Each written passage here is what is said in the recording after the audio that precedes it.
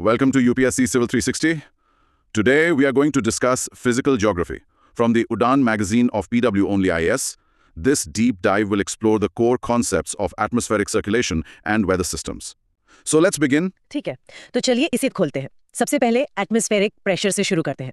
हम ये शब्द सुनते तो बहुत है, पर ये है क्या असल में? Basically, atmospheric pressure या वायुमंडलीय दाब वो वजन है जो हवा का एक पूरा कॉलम आपके ऊपर डालता है, एक यूनिट एरिया पर। अच्छा, जैसे जैसे आप ऊंचाई पर जाते हैं, ये घटता जाता है, लगभग हर 10 मीटर पर 1 मिलीबार की दर से। और विंड मतलब हवा, वो बस इसी प्रेशर के डिफरेंस का रिजल्ट है। बिल्कुल, हवा और कुछ नहीं, बस हवा का हॉरिजॉन्टल मूवमेंट है।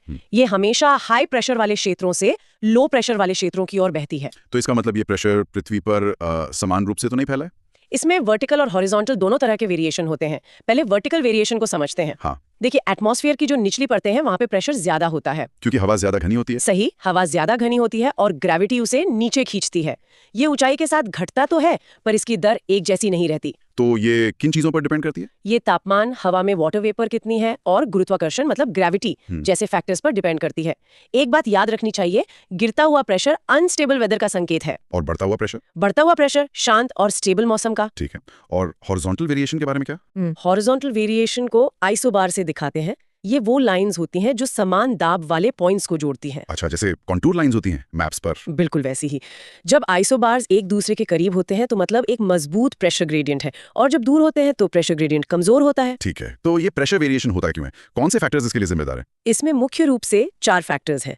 पहला, हाई टेम्परेचर्स। गर्मी। हाँ, गर्मी से हवा फैलती है, हल्की होकर ऊपर उठती है, इससे लो प्रेशर बनता है। और इसका उल्टा, ठंडे तापमान से हाई प्रेशर बनता है। नंबर 2 है अर्थ्स रोटेशन। पृथ्वी का घूमना कोरियोलिस फोर्स और सेंट्रीफ्यूगल फोर्स को जन्म देता है, जो ग्लोबल प्रेशर बेल्ट्स को प्रभावित करते हैं। और तीसरा फैक्टर? Water vapour. ये थोड़ा अजीब लगता है, नमी वाली हवा तो भारी होनी चाहिए। हाँ, ये सवाल बहुत लोग पूछते हैं। देखिए, जिस हवा में जलवाष्प यानी वाटर वेपर की मात्रा अधिक होती है, उसका घनत्व असल में कम होता है। कम होता है जी, क्योंकि पानी का मॉलिक्यूल H2O हवा में मौजूद नाइट्रोजन N2 और ऑक्सीजन O2 से हल्का होता है, तो जलवाष्प बढ़ने से हवा का कुल घनत्व कम हो जाता है। वाओ, ओके, ये क्लियर हुआ। ठीक है, अब उन फोर्सेस पर आते हैं जो हवा की स्पीड और डायरेक्शन को अफेक्ट करती हैं। सबसे पहले है प्रेशर ग्रेडियंट फोर्स। हाँ, ये वो फोर्स है जो हाई प्रेशर से लो प्रेशर की ओर काम करती है। जैसा मैंने कहा, जहाँ आइसोबार्स पास पास होते हैं वहाँ प्रेशर ग्रेडियंट और हवा की गति दोनों ज्यादा होती है। अगला है फ्रिक्शनल फोर्स। ये तो नाम से ही साफ है। जी, ये पृथ्वी की सतह के पास हवा की गति को प्रभावित करती है। समुद्र की सतह पर इसका असर कम होता है, पर ऊबड़ खाबड़ इलाकों में ज्यादा। इसका प्रभाव आमतौर पर 1 से 3 किलोमीटर की ऊंचाई तक ही रहता है। अब आते हैं सबसे इंपॉर्टेंट फोर्स पर, कम से कम यूपीएससी के लिए, कोरियोलिस फोर्स। ये समझना थोड़ा मुश्किल है। हाँ, ये पृथ्वी के घूमने मतलब रोटेशन के कारण पैदा होती है। ये एक स्यूडो फोर्स है। सूडो फोर्स मतलब ये कोई असली धक्का नहीं है, बल्कि एक इफेक्ट है। ये नॉर्दर्न हेमिस्फेयर में हवा को दाईं ओर राइट साइड और साउदर्न हेमिस्फेयर में बाईं ओर लेफ्ट साइड मोड़ देती है। इसी को फेरल्स लॉ कहते हैं, राइट? बिल्कुल, और इसकी शक्ति लैटिट्यूड के प्रोपोर्शनल होती है, मतलब पोल्स पर सबसे ज्यादा और इक्वेटर पर 0। जैसा जनरल सोर्स में भी बताया गया है, ये प्रेशर ग्रेडियंट के परपेंडिकुलर यानी लंबवत काम करती है। और लिस्ट में आखिरी है सेंट्रीपिटल फोर्स। हाँ, ये हवा के परपेंडिकुलर काम करती है और सर्कुलर एयर फ्लो में, जैसे चक्रवात में, हवा को अंदर की ओर खींचती है। इससे वेदर सिस्टम्स को बने रहने में मदद मिलती है। तो अब बड़ी पिक्चर देखते हैं, general circulation of the atmosphere. इसे कौन से फैक्टर्स कंट्रोल करते हैं? इसे मुख्य रूप से 4 कारक नियंत्रित करते हैं। पहला तो वायुमंडलीय तापन में लैटिट्यूडनल वेरिएशन, मतलब इक्वेटर और पोल्स का गर्म ठंडा होना। सही। दूसरा, प्रेशर बेल्ट्स का माइग्रेशन। तीसरा, महाद्वीपों और महासागरों का डिस्ट्रीब्यूशन। और चौथा, पृथ्वी का रोटेशन। चलिए, अब ग्लोबल प्रेशर बेल्ट्स की बात करते हैं। सोर्स में एक बहुत स्पष्ट डायग्राम दिया गया है। शुरू करते हैं इक्वेटोरियल लो प्रेशर बेल्ट से। इसे डोल्ड्रम्स भी कहते हैं। ये भूमध्य रेखा के दोनों ओर 10 डिग्री उत्तर और दक्षिण के बीच है। ये क्यों बनता है? ये सूर्य की सीधी किरणों के कारण बहुत ज्यादा गर्मी से बनता है। हवा गर्म होकर ऊपर उठते हैं और लो प्रेशर बन जाता है। यहाँ हॉरिजॉन्टल हवा का अभाव होता है, सिर्फ कन्वेक्शनल करंट्स होते हैं। इसे इंटरट्रॉपिकल कन्वर्जेंस जोन या ITCZ भी कहा जाता है। हाँ, ITCZ एक लो प्रेशर एरिया है, जहाँ हाई प्रेशर बेल्ट से आने वाली हवाएं मिलती हैं, ऊपर उठती हैं और फिर बाहर की ओर बहती हैं, जो 30 डिग्री नॉर्थ और 30 डिग्री साउथ के आसपास जाकर जमा होती हैं। और इसकी पोजीशन बदलती रहती है? जी, सूर्य की एपरेंट मूवमेंट के साथ। और क्योंकि इक्वेटर पर कोरियोलिस फोर्स 0 है, यहाँ चक्रवात नहीं बनते, इसीलिए इसे डोल्ड्रम्स या जोन ऑफ काम एयर कहते हैं। ठीक है, अगला है सब ट्रॉपिकल हाई प्रेशर बेल्ट। इसे हॉर्स लैटिट्यूड्स भी कहते हैं। हाँ, ये 30 डिग्री नॉर्थ और 30 डिग्री साउथ लैटिट्यूड के आसपास है। ये हैडली सेल और कॉरियोलिस डिफ्लेक्शन के कारण नीचे उतरती हुई हवा सबसाइडिंग एयर से बनता है। ये हवा ठंडी और भारी होती होगी। बिल्कुल, और इसी वजह से दुनिया के ज्यादातर गर्म मरुस्थल डेजर्ट्स महाद्वीपों के पश्चिमी किनारों पर इन्हीं लैटिट्यूड्स में पाए जाते हैं। अच्छा, और यहीं से वेस्टर्लीज और ट्रेड विंड्स निकलती हैं। जी हाँ, अब आते हैं सब पोलर लो प्रेशर बेल्ट पर। ये 60 डिग्री एन और 60 डिग्री एस लैटिट्यूड के पास है। ये वेस्टर्लीज और पोलर ईस्टर्लीज के कन्वर्जेंस मतलब टकराव और पृथ्वी के रोटेशन के कारण डायनामिकली इंड्यूस्ड होता है। तो ये गर्मी से नहीं बनता? नहीं, इस कन्वर्जन जोन को पोलर फ्रंट भी कहा जाता है, जहां चक्रवाती तूफान साइक्लोनिक स्टॉर्म्स बनते हैं। और अंत में पोलर हाई प्रेशर बेल्ट। ये 80 से 90 डिग्री नॉर्थ और साउथ लैटिट्यूड के बीच है। ये सूर्य की तिरछी किरणों के कारण बहुत ज्यादा ठंड से थर्मली इंड्यूस्ड होता है। यहाँ तापमान इतना कम होता है कि हवा सिकुड़ती है, भारी हो जाती है और हाई प्रेशर बनाती है। अगर आपको हमारी इनिशिएटिव पसंद आ रहा हो तो हमें सब्सक्राइब करके हमारा सपोर्ट करें। साथ ही इस वीडियो को अपने टेलीग्राम स्टडी ग्रुप्स में शेयर करें। तो अब इन प्रेशर बेल्ट्स के बीच हवा के सर्कुलेशन को समझते हैं, जिन्हें प्रेशर सेल्स कहते हैं। पहला है हैडली सेल। हैडली सेल में ITCZ पर गर्म हवा ऊपर उठती है, जिससे इक्वेटोरियल लो प्रेशर जोन बनता है। फिर ये हवा ध्रुवों की ओर बहती है। हाँ, ऊपर उठी हुई हवा ध्रुवों की ओर बहती है। 30 डिग्री N और S पर ठंडी होकर नीचे बैठती है और सब ट्रॉपिकल हाई बनाती है। और फिर सतह पर ये हवा ट्रेड विंड्स के रूप में वापस भूमध्य रेखा की ओर बहती है। इस तरह ये सेल पूरा होता है। दूसरा फेरल सेल। फेरल सेल में हवा सब ट्रॉपिकल हाई पर नीचे बैठती है और सब पोलर लो पर ऊपर उठती है। सतह पर जो हवा बहती है उसे वेस्टर्लीज कहते हैं। तो ये एक तरह से बीच का गियर है। हाँ, एक तरह से ये पोलर सेल और हेडली सेल के बीच सर्कुलेटिंग ऊर्जा का एक बड़ा हिस्सा ट्रांसफर करता है। और तीसरा पोलर सेल। पोलर सेल में ध्रुवों पर ठंडी सघन हवा नीचे बैठती है और पोलर ईस्टर्लीज के रूप में सब पोलर लो की ओर बहती है। और 60 डिग्री लैटिट्यूड पर वहाँ ये हवा ऊपर उठती है और ध्रुवों की ओर वापस बहती है। चलिए अब ऊपरी वायुमंडल अपर एटमॉस्फेयर में चलते हैं और जियोस्ट्रॉफिक विंड्स को समझते हैं। ये वो हवाएं हैं जो 2-3 किलोमीटर की ऊंचाई पर बहती हैं, जहां सतह के घर्षण का असर नहीं होता। तो इन पे कौन सी फोर्सेस काम करती हैं? मुख्य रूप से 2, प्रेशर ग्रेडियंट फोर्स और कोरियोलिस फोर्स। जब ये दोनों बैलेंस हो जाती हैं तो हवा आइसोबार्स के समानांतर पैरेलल बहने लगती है। और जेट स्ट्रीम इसका एक उदाहरण है। जेट स्ट्रीम इसका सबसे अच्छा उदाहरण है। अब आते हैं जेट स्ट्रीम्स पर। ये क्या है? हवा की नदियां। हाँ, ये बहुत अच्छा तरीका है इन्हें समझने का। जेट स्ट्रीम्स ऊपरी वायुमंडल में तेज, संकरी और घुमावदार माने मिएंडरिंग हवाएं हैं। इनकी स्पीड 400-500 किलोमीटर प्रति घंटे तक हो सकती है। और ये पश्चिम से पूर्व की ओर बहती हैं। जी, वेस्ट टू ईस्ट दोनों गोलार्धों में, और सूर्य की स्थिति के साथ सीजनली शिफ्ट होती हैं। ये बनती कैसे है? ये तीव्र तापमान के अंतर, कम घर्षण और अधिक ऊंचाई पर बनती हैं, और ये जियोस्ट्रोफिक फ्लो का पालन करती हैं। इनके टाइप्स क्या हैं? 2 मुख्य प्रकार है। परमानेंट जेट स्ट्रीम्स, जिसमें सब ट्रॉपिकल जेट स्ट्रीम यानी STJ और polar front jet stream PFJ शामिल है। और दूसरी है टेम्पररी जेट स्ट्रीम्स। इसमें tropical easterly jet stream TEJ और सोमाली जेट स्ट्रीम आती हैं, जो साउथ एशियन मॉनसून में बहुत महत्वपूर्ण भूमिका निभाती हैं। तो इनका सिग्निफिकेंस क्या है? जेट स्ट्रीम्स मॉनसून, सामान्य परिसंचरण पैटर्न और उष्णकटिबंधीय और ध्रुवीय क्षेत्रों में मौसम को प्रभावित करने में बहुत महत्वपूर्ण भूमिका निभाती हैं। आपने मिएंडरिंग का जिक्र किया। इसका मतलब है कि सीधी नहीं बहती, बल्कि लहरों की तरह चलती हैं। हाँ। ये क्यों होता है? मिएंडरिंग का मतलब है जेट स्ट्रीम का वेव लाइक पैटर्न बनाना, जिन्हें रॉसबी वेव्स कहते हैं। इसका मुख्य कारण है कंजर्वेशन ऑफ एंगुलर मोमेंटम। अच्छा, वो कैसे? देखिए, जब हवा भूमध्य रेखा से ध्रुवों की ओर जाती है तो पृथ्वी के घूमने की गति कम होने के कारण ये मुड़ जाती है। इसके अलावा तापमान का अंतर, बड़े पहाड़ जैसे रॉकीज या हिमालयाज और बड़े समुद्री प्रवाह भी इसे प्रभावित करते हैं। इस मिएंडरिंग का जमीन पर क्या प्रभाव पड़ता है? इसका प्रभाव बहुत गहरा है। इससे हीट वेव्स और कोल्ड वेव्स आती हैं। अच्छा। जब जेट स्ट्रीम उत्तर की ओर मुड़ती है तो गर्म हवा क्षेत्रों में फंस जाती है, जिससे सूखा पड़ता है, और जब ये दक्षिण की ओर मुड़ती है तो ये आर्कटिक की ठंडी हवा को नीचे लाती है, जिससे बहुत ज्यादा ठंड और भारी बर्फबारी होती है। बिल्कुल। क्लाइमेट चेंज और मिएंडरिंग का क्या संबंध है? बात यह है कि आर्कटिक क्षेत्र ट्रॉपिक्स की तुलना में तेजी से गर्म हो रहा है। इससे तापमान का अंतर कम हो रहा है, जिससे जेट स्ट्रीम कमजोर और ज्यादा घुमावदार हो रही है। तो इसका मतलब चरम मौसम की घटनाएं बढ़ रही हैं? हाँ, एक्सटेंडेड हीट वेव्स या डीप कोल्ड स्पेल्स जैसी घटनाएं बढ़ रही हैं। यानी पोलर स्ट्रेटोस्फेरिक क्लाउड्स PSCs को भी प्रभावित करता है। कैसे? जब जेट स्ट्रीम कमजोर होती है तो ठंडी हवा लंबे समय तक एक जगह फंसी रह सकती है। ये PSCs के बनने के लिए अनुकूल है, और ये बादल उन रासायनिक प्रक्रियाओं के लिए एक सतह प्रदान करते हैं जो ओजोन अणुओं को नष्ट करती हैं। एग्जैक्टली, जिससे ओजोन क्षरण यानी ओजोन डिप्लीशन में तेजी आती है।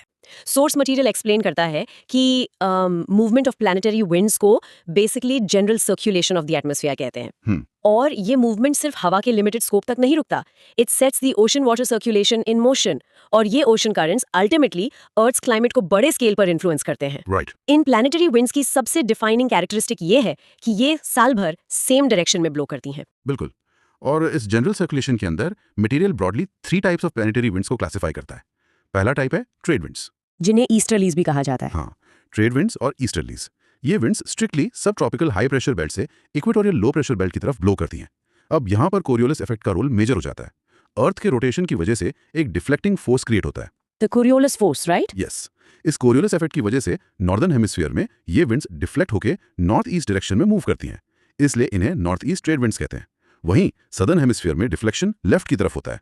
तो ये विंड्स साउथ ईस्ट डायरेक्शन में मूव करती हैं। Exactly, earning the name south east trade winds. और क्योंकि इनका primary origin general eastern direction से होता है, इन्हें कलेक्टिवली ट्रॉपिकल ईस्टर्लीज भी कहते हैं।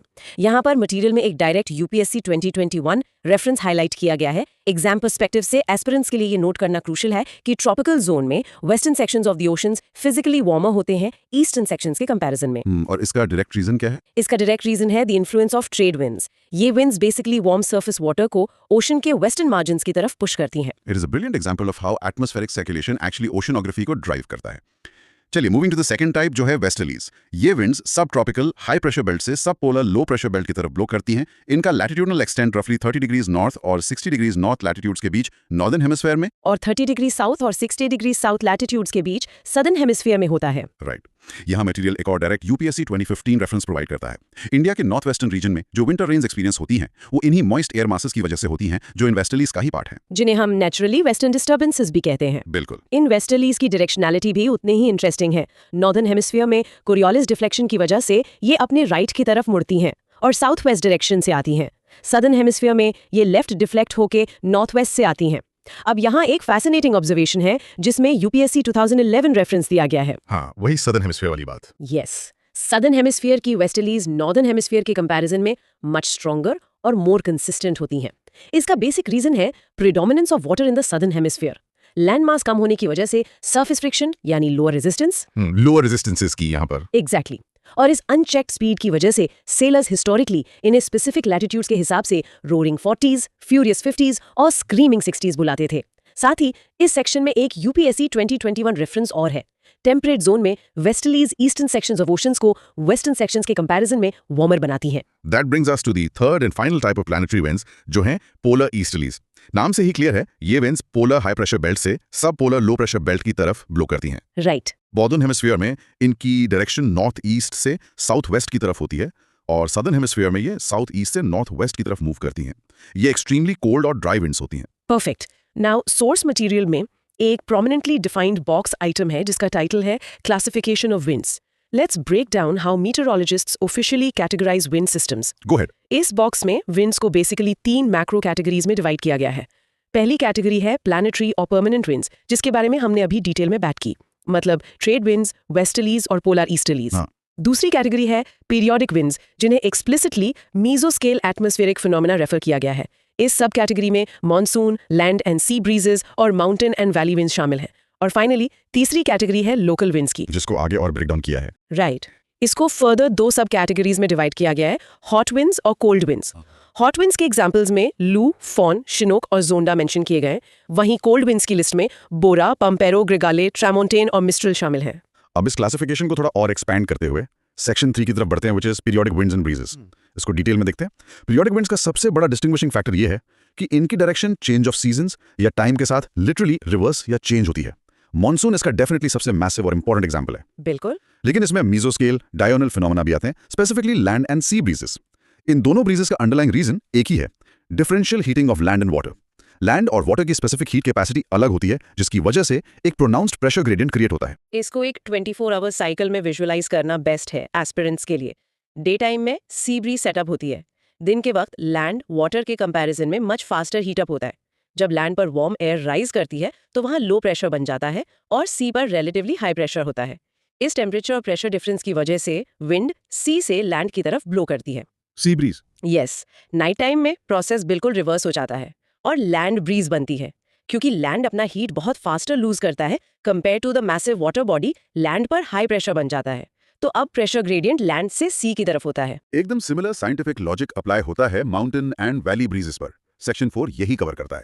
यहाँ रीजन है differential heating of mountains and valleys और साथ ही radiational loss of heat. Daytime में mountain slopes rapidly heat up होते हैं, हवा वहां वार्म होकर राइज करती है, जबकि वैली के बॉटम में रिलेटिवली हाई प्रेशर कंडीशन होती है। इस प्रेशर ग्रेडियंट की वजह से हवा वैली से ऊपर माउंटेन स्लोप्स की तरफ ट्रैवल करती है, जिसे स्पेसिफिकली वैली ब्रीज कहा जाता है। और एट नाइट कंडीशन स्विच हो जाती हैं। माउंटेन स्लोप्स जल्दी हीट रेडिएट करके कूल डाउन हो जाते हैं। ठंडी हवा डेंस और भारी होती है, इसलिए ग्रेविटेशन के अंडर ये डेंस एयर माउंटेन स्लोप से नीचे वैली के अंडर डिसेंड करती है। इस डाउनवर्ड फ्लोइंग कोल्ड एयर को स्पेसिफिकली माउंटेन ब्रीज कहते हैं। राइट। नेक्स्ट, मटेरियल एक्सटेंसिवली बात करता है local winds and the world map के बारे में। इन सेक्शन 5 लोकल विंड्स क्या होती हैं? ये basically local differences in temperature और प्रेशर की वजह से प्रोड्यूस होती हैं। इनका स्कोप ग्लोबल नहीं होता। ये जियोग्राफिकली लोकल इन एक्सटेंट होती हैं और vertically primarily lowest levels of the troposphere तक ही कन्फाइंड रहती हैं। बिल्कुल, इस पॉइंट पर मटेरियल में एक डिटेल्ड विजुअल एड है, the local winds of world map. हालांकि इस मैप पर वार्म और cold winds explicitly colour coded या स्पेसिफाइड नहीं है, पर ग्लोबल स्केल पर न्यूमरस लोकल विंड्स इस मैप पर जियोग्राफिकली प्लॉटेड है। ये एक लंबा लिस्ट है, पर geographical mapping point of view से वाइटल है। हाँ, हर नाम पता होना चाहिए। एग्जैक्टली। इस मैप में फीचर्स हैं polar outbreak, blizzard, Santa Ana, norther, nevados, friagem, levanter, leveche, ghibli, khamsin, harmattan, dust devil, haboob, berg, हुरा, buran, karaburan, aandhi, simoom, brickfielder, duster और फाइनली नॉर्वेस्टर। ये लिस्ट क्लियरली शो करती है कि हाउ ज्योग्राफिकली वेरीड और localised atmospheric conditions हो सकती हैं। एग्जैक्ट ज्योग्राफिकल प्लेसमेंट टेस्ट करने के लिए एग्जाम में ऐसे नेम्स अक्सर आते हैं, बट टेक्स्ट कुछ स्पेसिफिक कोल्ड और वार्म विंड्स को डीपली डिटेल करता है। Let's cover the cold winds first. पहला एग्जांपल है पैम्पेरो, जो स्पेसिफिकली एक वेस्ट और साउथ वेस्ट विंड है and it blows mostly in southern Argentina. Okay. दूसरा है बोरा। ये एक फियर्सली कोल्ड ड्राई विंड है जो ब्लो करती है from Hungary towards north Italy. तीसरा प्राइम एग्जांपल मिस्ट्राल है। ये very cold and dry wind होती है विद हाई स्पीड। इसकी यूनिक ज्योग्राफी ये है कि ये channelled through the Rhine valley होती है, जिसके वजह से इसकी स्पीड और बढ़ जाती है और अल्टीमेटली ये सदर्न फ्रांस में डेंजरस ब्लिजर्ड्स क्रिएट करती है। उसके बाद टेक्स्ट प्रॉपर्ली वार्म विंड्स की कैटेगरी एक्सप्लेन करता है। लू के बारे में स्पेसिफिकली मेंशन्ड है कि ये एक हार्मफुल और वार्म विंड है जो एक्सट्रीम समर में नॉर्दर्न इंडिया एंड पाकिस्तान के प्लेन्स में ब्लो करती है। लू तो हम सब जानते हैं। हाँ, वी ऑल फेल्ट इट। फिर आती है चिनूक। लू के कॉन्ट्रास्ट में चिनूक एक वार्म और जेन्युइनली बेनिफिशियल विंड है। ये स्पेसिफिकली रॉकीज माउंटेन रेंज यानी यूएसए एंड कनाडा के ईस्टर्न स्लोप से वर्टिकली मूव डाउन करती है। इसका सबसे बड़ा एप्लीकेशन ये है कि ये रांचेस के लिए एक्सट्रीमली बेनिफिशियल है। क्यों? क्योंकि इसकी वार्मथ विंटर के टाइम ग्रासलैंड्स को डेंस स्नो कवर से क्लियर रखती है, जिससे लाइफ स्टॉक ग्रेजिंग कंटिन्यू कर सकती है। इसीलिए इसको स्नो ईटर भी कहा जाता है। एक और हिस्टोरिकली और ज्योग्राफिकली क्रूशियल वार्म विंड है सिरोको। टेक्स्ट इसको डिसाइसिवली वार्म और हार्मफुल विंड क्लासिफाई करता है। ये एसेंशियली एक स्ट्रांगली ब्लोइंग मेडिटेरेनियन विंड है जो ड्राई सहारा डेजर्ट से ओरिजिनेट होती है और नॉर्थ की तरफ ट्रैवल करके North Africa and southern Europe में हरिकेन स्पीड्स तक रीच कर सकती है। राइट। इस सिरोको विंड के स्ट्रिक्टली 3 रीजनल इफेक्ट्स डॉक्यूमेंट किए गए हैं। पहला, it creates dusty dry conditions along the northern coast of Africa. दूसरा, it causes severe storms over the Mediterranean sea. और तीसरा, यूरोप पहुंचते पहुंचते ये प्रेसिपिटेशन कॉज करके cool wet weather in Europe produce करती है। Got it. इसके बाद एक आखिरी वार्म विंड की डिटेल दी गई है फोन। और फोन ये हॉट और बेनिफिशियल विंड्स हैं जो एल्प्स रीजन में मिलती हैं। ये एक स्ट्रॉन्ग, गस्टी, ड्राई और वार्म विंड है जो स्पेसिफिकली एल्प्स के लीवर्ड साइड यानी शैडो साइड पे डेवलप होती है। चिनूक की तरह एनिमल ग्रेजिंग में कंप्लीटली हेल्प करती है बाय रैपिडली मेल्टिंग स्नो और additionally this wind aids in the ripening of grapes in the region. Here's where it gets really interesting. Section 6 में मटेरियल में एक PW+ बॉक्स है जिसका टेक्स्ट हाईलाइट करता है एक phenomena when the sky rains red. इसको प्रैक्टिकली ब्लड रेन कहते हैं। होता क्या है, जब ये hot sirocco winds Sahara desert पर ब्लो करती हैं तो वहां से microscopic fine red dust particles lift करती हैं और अपने साथ एटमॉस्फेयर में नॉर्थ कैरी करती हैं। इंटरेस्टिंग। हाँ, और जब ये डस्टी हॉट एयर मेडिटेरेनियन सी क्रॉस करती है तो वो vast amount of moisture pickup करती है और फाइनली जब ये रेन के फॉर्म में प्लेसेस लाइक इटली या ग्रीस में कंडेंस होकर गिरती है तो डस्ट के रेड कलर की वजह से इन शावर्स का शेड रेड होता है। Hence the dramatic name blood rain. It's a perfect real-world example of how wind systems connect different continents. अब मटेरियल एक ब्रॉडर कॉन्सेप्ट की तरफ शिफ्ट होता है in section 7 air masses and source regions. सबसे पहले एयर मास की exact definition समझना जरूरी है एस्पिरेंट्स के लिए। एक एयर मास बड़ी छोटा हवा का झोंका नहीं है। It is a large body of air जिसमें फिजिकली टेम्परेचर और ह्यूमिडिटी की डिस्टिंक्टिव कैरेक्टरिस्टिक्स होती हैं with little horizontal variation. Meaning? यानी अगर हम उस एयर मास के अंदर हॉरिजॉन्टली ट्रैवल करें तो हंड्रेड्स ऑफ किलोमीटर्स तक टेम्परेचर और ह्यूमिडिटी लगभग सेम रहेंगे। और कोई भी एयर मास अपने आप ऐसी प्रॉपर्टीज डेवलप नहीं करती। इसमें सोर्स रीजन का फंडामेंटल रोल होता है। जब विंड सिस्टम एक होमोजीनियस एरिया पर बहुत लंबे समय तक स्टेशनरी रहती है तो वो स्लोली उस एरिया की फिजिकल कैरेक्टरिस्टिक्स एक्वायर कर लेती है। एग्जैक्टली। एक source region essentially overlying air mass को स्ट्रिक्ट हीट और मॉइस्चर कैरेक्टरिस्टिक्स इंपार्ट करता है। ये सोर्स रीजन्स यूनिवर्सली या तो वास्ट ओशन सरफेस होते हैं या फिर undisturbed vast plains and plateaus. Exactly. एक क्रूशियल रूल जो एक्सप्लिसिटली टेक्स्ट में हाईलाइट किया गया है कि मिड लैटिट्यूड्स में ऑफिशियली कोई भी मेजर सोर्स रीजन्स नहीं होते। क्योंकि इंस्टेबिलिटी होती है वहां पर। यस, रीजन सिंपल है, वहां का एनवायरनमेंट हाईली डायनामिक होता है क्योंकि वहां कॉन्स्टेंटली साइक्लोनिक और अदर डिस्टर्बेंसेस डोमिनेट करते हैं। हवा को सेटल होने का टाइम ही नहीं मिलता। एयर मासेस को अंडरस्टैंड करने के लिए टेक्स्ट एक फ्लो चार्ट क्लासिफिकेशन प्रोवाइड करता है। इस फ्रेमवर्क के अंडर 3 प्राइमरी क्लासिफिकेशंस हैं। फर्स्ट इज जियोग्राफिकल, जिसमें रीजन्स के बेसिस पर नेमिंग है, जैसे आर्कटिक, ट्रॉपिकल और polar. Second classification is thermodynamic, जो प्योरली थर्मल नेचर बताता है, वार्म और कोल्ड। थर्ड इज मैकेनिकल, जो वर्टिकल स्टेबिलिटी डिक्टेट करता है, स्टेबल और अनस्टेबल। राइट, और इनको कंबाइन किया जाता है। हाँ, इन पैरामीटर्स को मर्ज करके कंबाइंड टाइप्स फॉर्म किए जाते हैं। ग्लोबल वेदर मॉडलिंग में ये 5 मेन टाइप्स यूज होते हैं: continental Arctic, maritime tropical, continental tropical, maritime polar और कॉन्टिनेंटल पोलर। मटेरियल में types of air masses explain करते वक्त एक रिलेटिव टेम्प कॉन्सेप्ट पे बहुत हेविली फोकस किया गया है। कोल्ड और वार्म टर्म्स एब्सोल्यूट नहीं होते, ये प्योरली रिलेटिव टर्म्स हैं compare to the underlying surface over which the air is moving. एक कोल्ड एयर मास वो होती है जो अपने करंटली अंडरलाइंग सरफेस से कोल्डर होती है। उसका टेक्स्ट में बड़ा अच्छा एग्जांपल है। हाँ, टेक्स्ट साइबेरिया का एक ब्रिलियंट एग्जाम्पल देता है। साइबेरिया के ऊपर की एक्सट्रीम कोल्ड एयर मास स्ट्रिक्टली स्पीकिंग साइबेरिया के स्नो कवर्ड सरफेस के लिए कोल्ड नहीं है क्योंकि दोनों का टेम्परेचर मैच करता है। पर जैसे ही ये हवा फ्लो करके वार्मर रीजन्स डाउन साउथ में जाती है, वहां के रिलेटिवली वार्मर लैंड मास के लिए ये डिफिनेटिव रूप से एक कोल्ड एयर मास बन जाती है। एब्सोल्युटली। मास अगर ड्रिफ्ट होके परमानेंटली फ्रोजन आर्कटिक रीजन पे चली जाए तो वहां के सरफेस से वार्मर होने की वजह से it will act as a warm air mass. To solidify this, text systematically section 8 में एक types of air masses table present करता है। 6 डिस्टिंक्ट एयर मासेस की डिटेल्स है। पहला है कॉन्टिनेंटल पोलर। इसका source region primarily cold dryland areas होते हैं। इसकी डोमिनेंट कैरेक्टरिस्टिक्स हैं cold and dry, frigid temperatures and very low humidity. दूसरा है कॉन्टिनेंटल ट्रॉपिकल।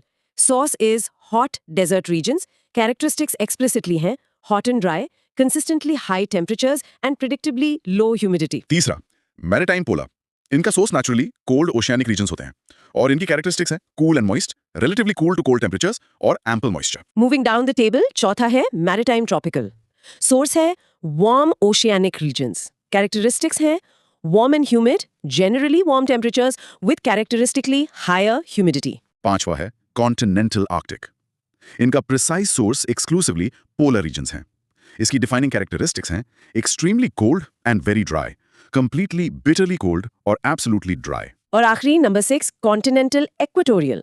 इसका source explicitly desert regions near the equator दिया गया है। इसकी डिफिनिटिव कैरेक्टरिस्टिक्स हैं extremely hot and dry, literally scorching temperatures और एक्सट्रीमली लो ह्यूमिडिटी। अब एक बार जब एयर मासेस क्लियर हो जाते हैं तो हम नेचुरल एटमॉस्फेरिक प्रोग्रेशन के थ्रू सेक्शन 9 की तरफ बढ़ते हैं, जो है फ्रंट्स का इंट्रोडक्शन। इंट्रोडक्शन बहुत स्पेसिफिक है। एक फ्रंट टेक्निकली एक simple line on the map नहीं है, ये एक प्रॉपर 3 डायमेंशनल बाउंड्री जोन है। ये जोन डायरेक्टली तब फॉर्म होता है जब स्ट्रिक्टली 2 कन्वर्जिंग एयर मासेस जिनकी क्लियरली कॉन्ट्रास्टिंग फिजिकल प्रॉपर्टीज होती हैं आपस में टकराती हैं। लाइक एक्सट्रीमली डिफरेंट टेम्परेचर या ह्यूमिडिटी। एग्जैक्टली। हवा मिक्स होने के बजाय एक बाउंड्री क्रिएट कर लेती है। टेक्स्ट इन फ्रंट्स की कैरेक्टरिस्टिक्स थॉरली लिस्ट करता है। जियोग्राफिक लोकेशन के टर्म्स में ये commonly middle and higher latitudes में फॉर्म होते हैं, मोस्टली कन्फाइंड रफली बिटवीन 40 डिग्रीज और 65 डिग्रीज लैटिट्यूड्स।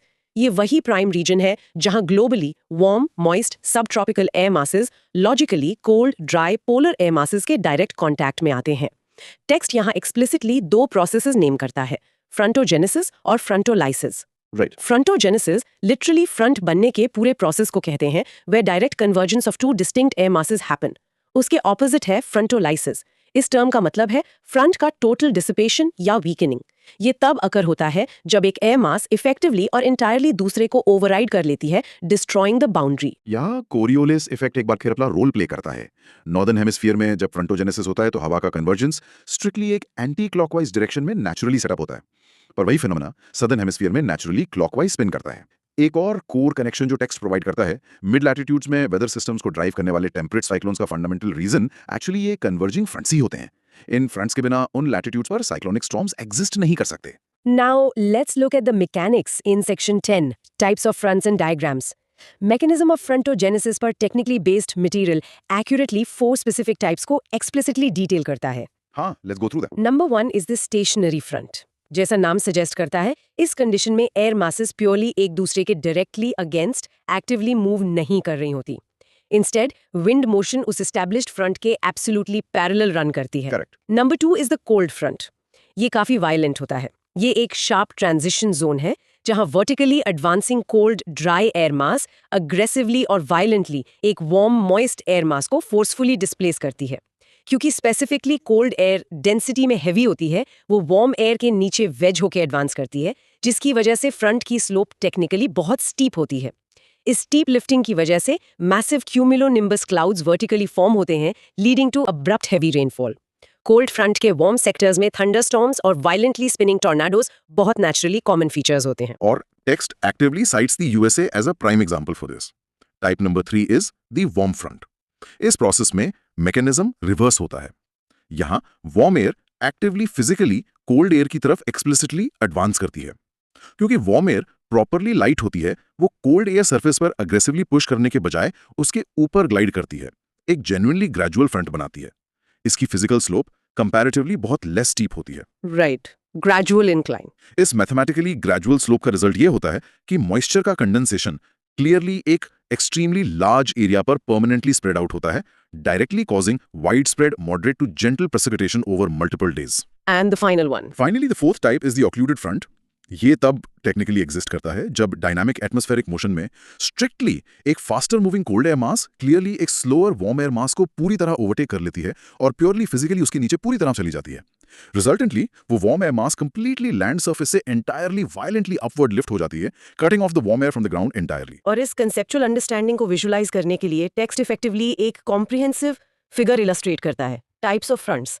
विजुअल चेक के लिए ये बहुत जरूरी है। विजुअल रिप्रेजेंटेशन में सिंबल्स की रोल प्ले करते हैं, like solid triangles for cold fronts and semicircles for warm fronts, specifically pointing in the direction of atmospheric movement.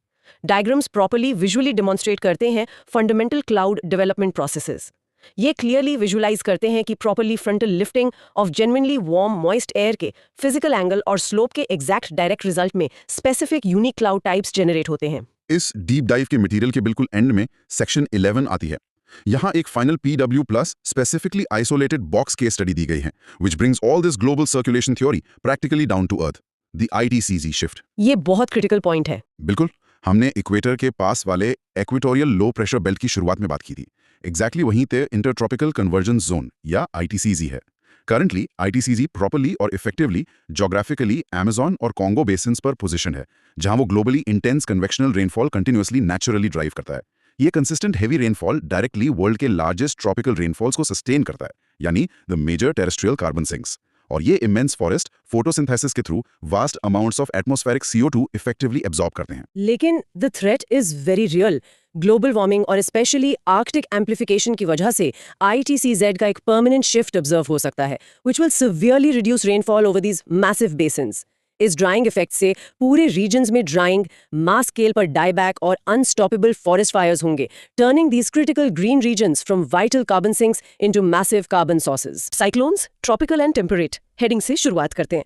अगर एक बेसिक डेफिनेशन देखें तो साइक्लोन एक लार्ज स्केल एयर मास है जो एक strong centre of low atmospheric pressure के चारों तरफ रोटेट करता है। राइट, और ओरिजिन के बेसिस पर ना इनको दो मेन कैटेगरीज में क्लासिफाई किया जाता है।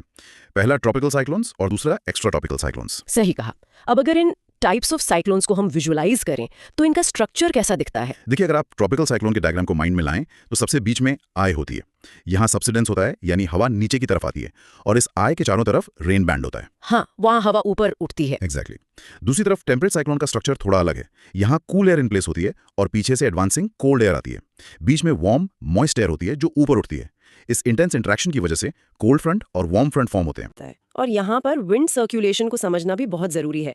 बुलेट पॉइंट क्लियर कहता है कि लो प्रेशर सिस्टम के चारों तरफ जो विंड सर्कुलेशन होता है उसको साइक्लोनिक सर्कुलेशन कहते हैं, और हाई प्रेशर सिस्टम के आसपास इसे एंटी साइक्लोनिक सर्कुलेशन कहते हैं। इसको एक सिंपल प्रेशर सिस्टम की टेबल से समझ सकते हैं।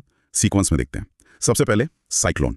इसमें सेंटर पर प्रेशर कंडीशन हमेशा लो होती है। और विंड डायरेक्शन का पैटर्न क्या रहता है इसमें? नॉर्दर्न हेमिस्फीयर में विंड डायरेक्शन एंटी क्लॉकवाइज होता है और सदर्न हेमिस्फीयर में ये बिल्कुल उल्टा, यानी क्लॉकवाइज होता है। अच्छा। और एंटी साइक्लोन के केस में एंटी साइक्लोन में सेंटर पर प्रेशर कंडीशन हाई होती है, तो यहाँ विंड पैटर्न रिवर्स हो जाता है, नॉर्दर्न हेमिस्फीयर में क्लॉकवाइज और सदर्न हेमिस्फीयर में एंटी क्लॉकवाइज। ये टेबल बेसिक्स क्लियर करने के लिए बहुत आसान है। अब थोड़ा स्पेसिफिक होते हैं और टेम्परेट साइक्लोन्स हेडिंग पर चलते हैं। हम जानते हैं कि ट्रॉपिक्स के बियॉन्ड, मतलब मिड एंड हाई लैटिट्यूड्स में जो लो प्रेशर सिस्टम्स डेवलप होते हैं उनको टेम्परेट साइक्लोन्स कहते हैं। हाँ, इनको extra tropical, mid latitude frontal या वेव साइक्लोन्स भी कहा जाता है। ये सिनोनिम्स एग्जाम में कंफ्यूज करने के लिए आ सकते हैं। बिल्कुल। अब इनके फॉर्मेशन की बात करें तो ये मेनली कहाँ बनते हैं? ये मोस्ट कॉमनली पोलर फ्रंट्स पर बनते हैं, मतलब वो जगह जहां पोल से आने वाली cold and dry air masses equator के साइड से आने वाली warm and moist air masses से मिलती हैं, और ये मोस्टली विंटर, लेट ऑटम और स्प्रिंग के मौसम में अकर करते हैं। राइट। और बुलेट पॉइंट्स में एक और इम्पॉर्टेंट चीज है कि ये वेस्टलेज के इन्फ्लुएंस में आकर बहुत लार्ज एरियाज में स्ट्रेच करते हैं। और एक फैक्ट, इनकी अप्रोच को पहचानना बहुत आसान है। जब टेम्परेचर और प्रेशर में फॉल होने लगे और आसमान में सिरस क्लाउड्स की एक थिन वेल, एक पतली चादर ऐसी दिखे, तो ये इनकी अप्रोच का सिग्नल है। सही कहा। और जैसा आपने बताया कि वेस्टर्लीज का इन्फ्लुएंस होता है, तो इनका मूवमेंट हमेशा वेस्ट टू ईस्ट डायरेक्शन में ही होता है। इसका एक प्राइम एग्जांपल हमारे अपने देश में है। नॉर्थ वेस्ट इंडिया में विंटर के दौरान आने वाले वेस्टर्न डिस्टर्बेंसेस एक्चुअली इन्हीं टेम्परेट साइक्लोन्स के रेमनेंट्स होते हैं जो वहां तक पहुंचते हैं। ये पॉइंट एस्पिरेंट्स के लिए बहुत रेलेवेंट है। अब इस प्रोसेस ऑफ फॉर्मेशन सब हेडिंग को इंट्रोड्यूस करते हैं। ये पूरा मैकेनिज्म कैसे काम करता है स्टेप बाय स्टेप? ध्यान से सुनिए इस प्रोसेस को। सबसे पहले पोलर फ्रंट के अलोंग एक प्रेशर ड्रॉप होता है। इस प्रेशर ड्रॉप की वजह से एक anti clockwise cyclonic circulation initiate हो जाता है। उसके बाद हवाओं का क्या मूवमेंट होता है? साउथ से वार्म एयर नॉर्थवर्ड मूव करती है और नॉर्थ से कोल्ड एयर साउथवर्ड मूव करने लगती है। ये सर्कुलेशन एक well developed extra tropical cyclone form करता है, जिसमें वार्म और कोल्ड फ्रंट दोनों होते हैं। फिर कोल्ड एयर जो हैवी होती है वो वार्म एयर को नीचे से अपवर्ड पुश करती है, जिसके रिजल्ट में वार्म फ्रंट के आगे क्लाउड फॉर्मेशन होता है और फाइनली प्रेसिपिटेशन यानी बारिश होती है। एग्जैक्टली। और अंत में कोल्ड फ्रंट वार्म एयर को पूरी तरह डिस्प्लेस कर देता है। एक ओक्लूजन अकर होता है जहां ग्राउंड लेवल से वार्म एयर कट ऑफ हो जाती है। यही ओक्लूजन अल्टीमेटली साइक्लोन डिसिपेशन को लीड करता है। तो इस तरह से टेम्परेट साइक्लोन खत्म हो जाता है। अब आते हैं दूसरे मेजर टाइप पर, ट्रॉपिकल साइक्लोन्स। हेडिंग टेक्स्ट में डेफिनेशन दी है कि ये स्ट्रॉन्ग लो प्रेशर सेंटर्स हैं जो ट्रॉपिकल एरियाज में ओशंस के ऊपर ओरिजिनेट होते हैं। और जब ये कोस्टल एरियाज की ओर मूव करते हैं तो बहुत violent winds, very heavy rainfall जिसे हम टोरेंशियल रेनफॉल भी कहते हैं, और स्टॉर्म सर्ज लेकर आते हैं। इसकी वजह से लार्ज स्केल डिस्ट्रक्शन होता है। बिल्कुल। अगर हम इसका vertical section of tropical cyclone figure देखें तो बहुत सी इंटरेस्टिंग चीजें हैं। सबसे ऊपर ट्रोपोपॉज होता है, बीच में सबसाइडिंग वार्म एयर होती है और आउटफ्लो होता है, दोनों तरफ रेन बैंड्स होते हैं, सेंटर में आई और उसके बाहर आई वॉल होती है। इन सब में जो आई है ना, उसके कैरेक्टरिस्टिक्स सबसे यूनिक हैं। ये सेंटर पर एक रफली सर्कुलर काम एरिया होता है जहां कंपैरेटिवली लाइट विंड्स और फेयर वेदर होता है। पूरा साइक्लोन कितना भी डिस्ट्रक्टिव हो, यहाँ लोएस्ट सरफेस प्रेशर और वार्मेस्ट टेम्परेचर्स होते हैं क्योंकि हवा सेंटर में डिसेंड करती है। और इस पॉइंट पर यूपीएससी 2020 का एक सीधा रेफरेंस आता है। हाँ, ये बहुत क्रूशल है। आई का टेम्परेचर सराउंडिंग एनवायरनमेंट से 12 किलोमीटर ऑल्टीट्यूड पर 10 डिग्री सेल्सियस वार्मर या उससे ज्यादा हो सकता है, जबकि सरफेस पर आते आते ये केवल 0 से 2 डिग्री सेल्सियस ही वार्मर होता है। ये ऑल्टीट्यूड का डिफरेंस जरूर याद रखना चाहिए। डेफिनेटली। अब आई के ठीक बाहर जो आई वॉल है उसकी बात करें तो ये आई को सराउंड करती है। यहाँ पर strong spiraling ascent of air होती है, विंड्स अपने फास्टेस्ट पर ब्लो करती हैं और यहीं पर सबसे भयानक टॉरेंशियल रेन्स होती हैं। पर इतनी ताकत आती कहाँ से इनमें? इनका ड्राइविंग इंजन क्या है? ओशंस के ऊपर जो मॉइस्ट राइजिंग एयर होती है ना, जब वो कंडेंस होती है तो उस कंडेंसेशन से जो latent heat of evaporation release होती है, वही इन साइक्लोन्स का ड्राइविंग इंजन है। यही वजह है कि लैंडफॉल के बाद ये साइक्लोन्स डिसिपेट हो जाते हैं, क्योंकि जो लेटेंट हीट ऑफ इवेपोरेशन है, मतलब इनकी मॉइस्चर सप्लाई, वो ग्राउंड पर आते ही कट ऑफ हो जाती है। नेम्स लिस्ट किए गए हैं अलग अलग रीजन्स के हिसाब से। जैसे इंडियन ओशन में इनको साइक्लोन्स बुलाते हैं, अटलांटिक में हरिकेन्स, वेस्टर्न पैसिफिक और साउथ चाइना सी जिसमें फिलीपींस, ईस्टर्न चाइना और जापान आते हैं, वहां इनको टाइफून्स कहा जाता है, और नॉर्थ वेस्ट ऑस्ट्रेलिया में इनका नाम विली विलीज है। अब फेवरेबल कंडीशंस फॉर फॉर्मेशन सब हेडिंग को देखते हैं। एक ट्रॉपिकल साइक्लोन बनने के लिए कुछ स्पेसिफिक कंडीशन जरूरी हैं। इन 5 बुलेट्स को एज इट इज समझना होगा। पहला, एक लार्ज सी सरफेस होना चाहिए जहां टेम्परेचर 27 डिग्री सेल्सियस से ज्यादा हो। दूसरा, कोरियालिस फोर्स की प्रेजेंस होनी चाहिए।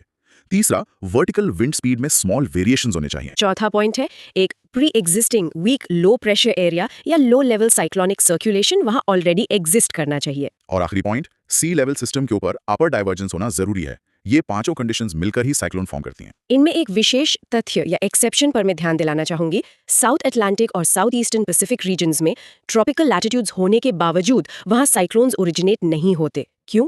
क्योंकि वहां ITCZ यानी inter tropical convergence zone seldom, मतलब शायद ही कभी अकर करता है। बहुत इंपॉर्टेंट एक्सेप्शन है ये।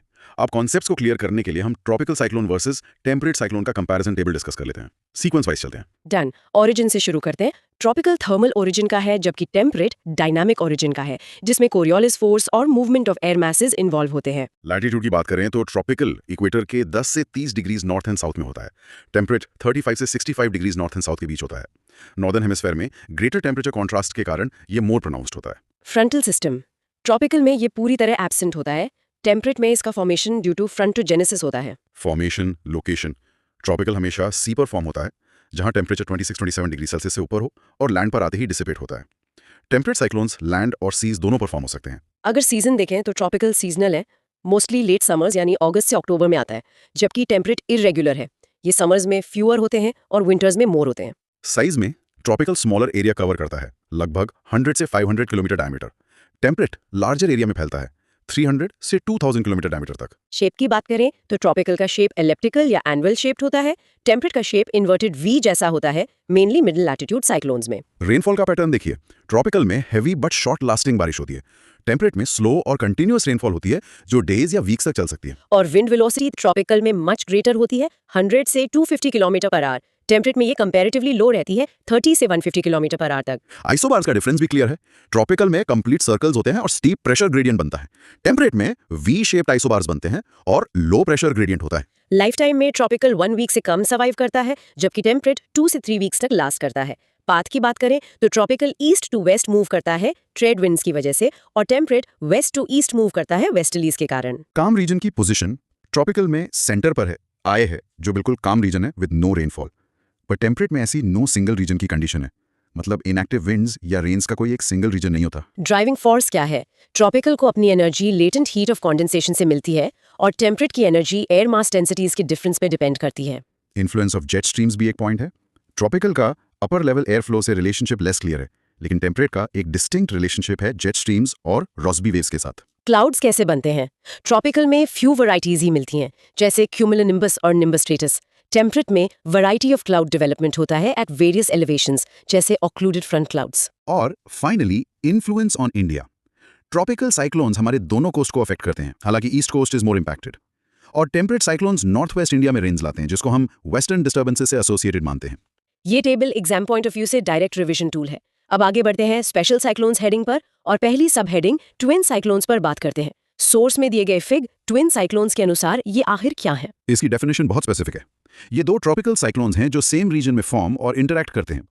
टिपिकली ये इक्वेटर के आइदर साइड पर और with in a similar longitude पाए जाते हैं। इनके पीछे का कॉज है इक्वेटोरियल रॉस्बी वेव्स। ये बहुत ही long low frequency atmospheric waves हैं जो इक्वेटर के नियर अकर करती हैं। इनको प्लैनेटरी वेव्स भी कहा जाता है, और ये अर्थ्स रोटेशन के कारण फॉर्म होने वाली इनर्शियल वेव का एक टाइप है। इनके कैरेक्टरिस्टिक्स भी नोट करने वाले हैं। ये कॉमन डिस्टर्बेंस जैसे लार्ज स्केल एटमॉस्फेरिक वेव के कारण सेम टाइम पर डेवलप होते हैं, और कोरियोलिस इफेक्ट के कारण इनकी ऑपोजिट रोटेशंस होती हैं। नॉर्दर्न हेमिस्फीयर में काउंटर क्लॉकवाइज घूमते हैं और सदर्न हेमिस्फीयर में क्लॉकवाइज। और क्योंकि एटमॉस्फेरिक कंडीशन सिमिलर होती हैं, ये स्ट्रक्चर और इंटेंसिटी के टर्म्स में टिपिकली मिरर इमेजेस होते हैं। इनके लिए फेवरेबल कंडीशंस क्या-क्या हैं? 4 मेन चीजें: positive vorticity, air lifting, warm ocean जहां टेम्परेचर 27 डिग्री सेल्सियस या उससे ऊपर हो, और लो विंड शेयर। इनके डेवलपमेंट की बात करें तो ये टॉल वॉटिसेस की तरह स्टार्ट होते हैं, आपस में इंटेंसिफाई होते हैं और फिर वेस्टवर्ड मूव करते हैं। अब फूजीवारा इफेक्ट सब हेडिंग को इंट्रोड्यूस करते हैं। ये फूजीवारा इफेक्ट भी इंटरेक्शन से जुड़ा है ना? बिल्कुल। जब 1400 किलोमीटर के भीतर साइमल्टेनियस ट्रॉपिकल स्टॉर्म्स के बीच इंटरेक्शन होता है तो उसे फूजीवारा इफेक्ट कहते हैं। यहाँ एक पॉइंट नोट करना जरूरी है कि दोनों साइक्लोन्स का स्पिनिंग वॉटिसेस का डायरेक्शन सेम होना चाहिए। ये ट्विन साइक्लोन से अनलाइक कंडीशन है जहां रोटेशन ऑपोजिट थी। इसका इम्पैक्ट ये होता है कि ट्रैक और इंटेंसिटी ऑल्टर हो सकती हैं, और समटाइम्स ये दोनों स्टॉर्म्स की मर्जिंग को भी लीड कर सकता है। अगली सब हेडिंग है बॉम्ब साइक्लोन, और फिग बॉम्ब साइक्लोन का मैप इसको परफेक्टली दर्शाता है। कैरेक्टरिस्टिक्स में ये एक rapidly intensifying mid latitude storm system है। इसमें ऑलमोस्ट 24 घंटों के भीतर 24 मिलीबार्स का dramatic drop in atmospheric pressure देखा जाता है। इस एक्सट्रीम प्रोसेस को एक्सप्लोसिव साइक्लोजेनेसिस कहते हैं। इसका जेनेसिस कैसे होता है? जब ट्रॉपिक से आने वाली वार्म मॉइस्ट एयर और कोल्ड डेंस पोलर एयर की बाउंड्री आपस में टकराती है, तब ये फॉर्म होता है।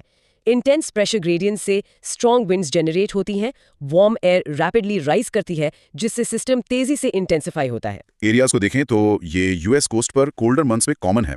2018 का bomb cyclone north eastern US में बहुत ही सिग्निफिकेंट स्नो और हरिकेन स्ट्रेंथ विंड्स लाया था। इसके बाद एक विशेष बॉक्स आइटम W+ दिया गया है, जिसका टाइटल है when land behaves like an ocean.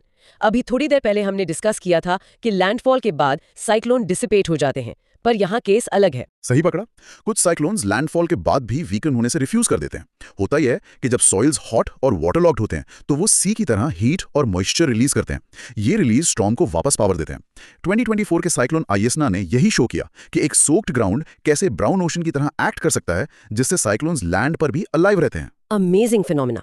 अब थंडरस्टॉर्म्स एंड टॉर्नेडोज हेडिंग की तरफ बढ़ते हैं। साइक्लोन्स के कंपैरिजन में ये ब्रीफ बट हाईली डिस्ट्रक्टिव होते हैं और टिपिकली एक स्मॉल एरिया तक लिमिटेड रहते हैं। सबसे पहले थंडरस्टॉर्म सबहेडिंग देखते हैं। डेफिनेशन वाइज ये एक वेल ग्रोन क्यूमुलोनिम्बस क्लाउड है जो थंडर और लाइटनिंग प्रोड्यूस करता है। इसमें हमें डायरेक्ट यूपीएससी 2013 का एक रेफरेंस भी मिलता है। इसके कॉजेज और कैरेक्टरिस्टिक्स भी क्लियरली मेंशन किए गए हैं। ये हॉट और ह्यूमिड कंडीशंस के दौरान इंटेंस कन्वेक्शन के कारण कॉज होता है। ये शॉर्ट ड्यूरेशन का होता है, स्मॉल एरिया पर अकर करता है और इसमें एयर और वाटर पार्टिकल्स की वायोलेंट अपवर्ड मूवमेंट होती है। और उसमें एक वेरिएशन तब आता है जब ये क्लाउड्स सब जीरो टेम्परेचर्स वाले एल्टीट्यूड्स पर पहुंचते हैं। तब वाटर पार्टिकल्स फ्रीज होकर हेलस्टोन्स फॉर्म करते हैं और हेलस्टॉर्म्स के रूप में जमीन पर आते हैं। अगर मॉइस्चर लिमिटेड हो तो वही प्रोसेस डस्ट स्टॉर्म्स क्रिएट कर देता है। इसके बाद टोर्नेडोज सब हेडिंग पर चर्चा करते हैं। कभी कभी क्या होता है कि सिवियर थंडरस्टॉर्म्स एक स्पाइरलिंग विंड जनरेट करते हैं। इसका सेंटर वेरी लो प्रेशर वाला होता है और ये आसमान से एक ट्रंक ऑफ एन एलिफेंट, हाथी की सूंड की तरह जमीन की तरफ डिसेंड करता है।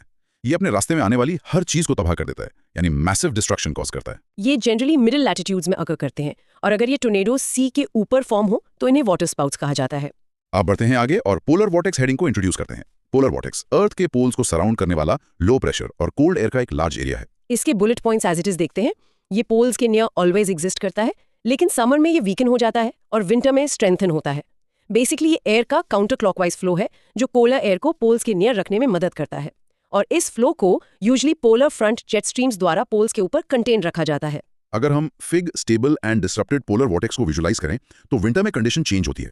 विंटर्स में वॉर्टेक्स स्ट्रॉन्गर और एक्सटेंट में बिगर हो जाता है। पोलर फ्रंट जेट्स भी थोड़ा इक्वेटर की तरफ शिफ्ट होते हैं। एज अ रिजल्ट ये पोलर वॉर्टेक्स स्पेट होकर मिड लैटिट्यूड्स में इंट्रूड कर सकता है और इस इंट्रूजन को ही पोलर आउटब्रेक कहते हैं। राइट। और ये अपने साथ एक्सट्रीमली कोल्ड वेदर लाता है। फॉर एग्जांपल यूनाइटेड स्टेट्स में आर्कटिक एयर के लार्ज आउटब्रेक्स इसका बहुत कॉमन कॉन्सिक्वेंस है। अब हम इस चैप्टर की अंतिम heading water in the atmosphere पर आते हैं। बहुत ही फंडामेंटल कॉन्सेप्ट है ये।